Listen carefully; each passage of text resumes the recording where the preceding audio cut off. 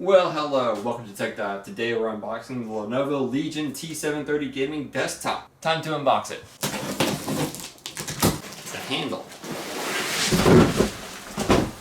Very awesome, dense, closed cell foam. You see there's actually two different densities of foam in here, which I guess either looks cool or actually helps with some kind of packaging.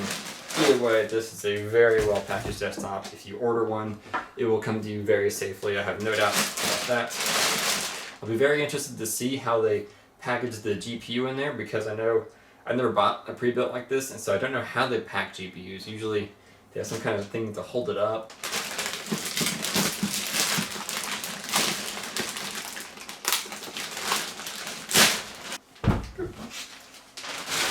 So before we go any further, here is the tower. Now this is actually pretty small. That huge box, I was expecting like a full-size tower or an extra wide. However, you can see this is just a standard 8 inches wide or so, maybe 18 inches tall, 18 inches wide. Not that huge. However, it does feature this carrying handle, which if you are a LAN gamer, or if you move between different places during the week, or you just want to have a handle on your computer, that's actually pretty great.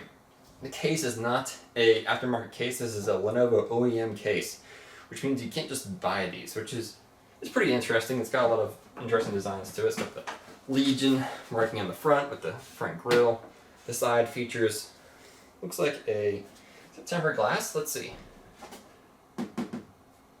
No, that's just acrylic, which I'm not a huge fan of acrylic. However, it does have like this grating material behind it. I'm not sure, kind of confused by that, because you would think they said the grating for airflow, but there's acrylic in front of it. Very interesting choice, Lenovo. Let's keep moving. What else is in the box? We have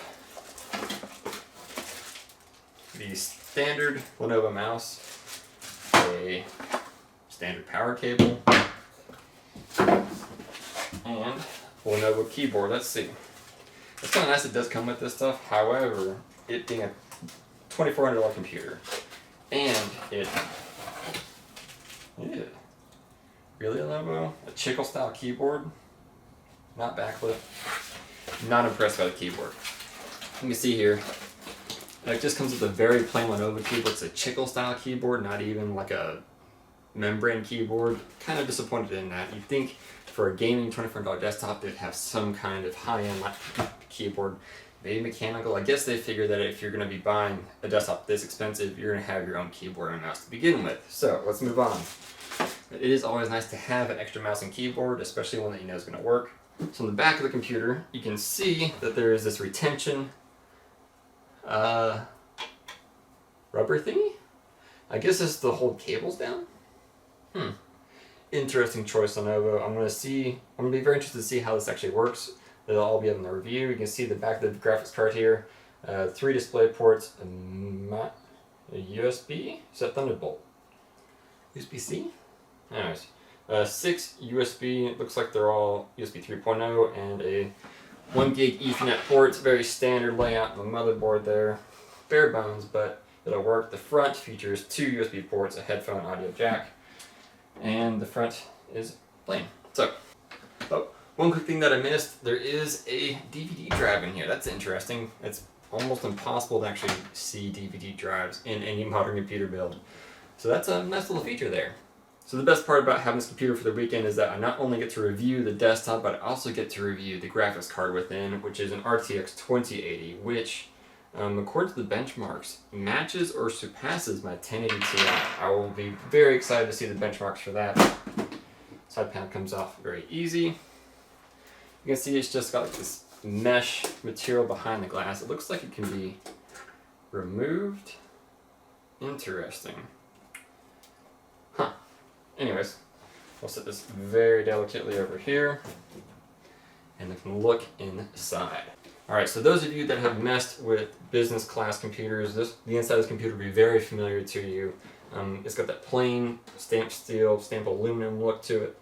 However, it does feature a water cooler that is perfectly made for this case. You can see that the pump fits right here, the reservoir fits here with a 120mm fan. It looks like it's just a standard 120mm fan. There's our 2080, and look at this bracket.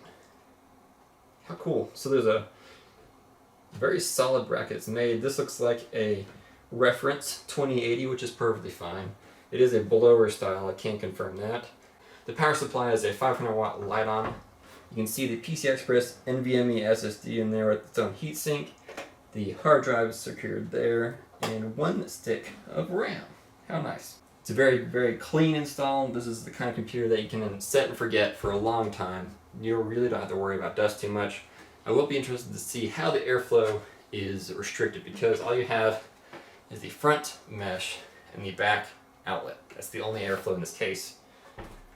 And that's it. So thank you so much for watching. This has been a very interesting unboxing. I never thought I'd actually unbox some kind of computer like this, but you know what? Things come your way and you gotta take the opportunity. So this is gonna be great. We're gonna have a review on Tech Dive pretty soon of this build as it is. I'm gonna tell you, does it suck? Does it not suck? We will see. I'll also review the RTX 2080 within. And yeah, thank you so much for watching. I'll see you next time.